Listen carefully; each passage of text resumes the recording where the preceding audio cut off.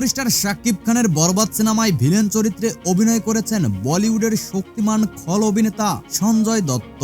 বিস্তারিত জানতে ভিডিওটি না টেনে অবশ্যই শেষ পর্যন্ত দেখবেন। সিনেমার মূল আকর্ষণ হিসেবে সঞ্জয় দত্তের উপস্থিতি ইতিমধ্যেই দর্শকদের মধ্যে তুমুল উত্তেজনা সৃষ্টি করেছে।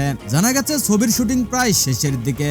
সম্প্রতি ছবির ক্লাইম্যাক্স দৃশ্য ধারণ করা হয়েছে মুম্বাইয়ের সবচেয়ে ব্যয়বহুল এবং অত্যাধুনিক স্টুডিওতে, যেখানে ব্যবহার করা হয়েছে অত্যাধুনিক প্রযুক্তি এবং ভিএফএক্স। ক্লাইম্যাক্স দৃশ্যটি তৈরি করতে নির্মাতারা কোনো খরচের ব্যাপারে আপোষ করেননি। এখানে শাকিব খান এবং সঞ্জয় দত্তের মুখোমুখি অ্যাকশন সিকোয়েন্সটি দর্শকদের জন্য হতে যাচ্ছে এক বড় চমক। সিনেমার পরিচালক জানিয়েছেন, ক্লাইম্যাক্সে থাকবে এমন কিছু মুহূর্ত যা বাংলা সিনেমায় আগে কখনো দেখা যায়নি।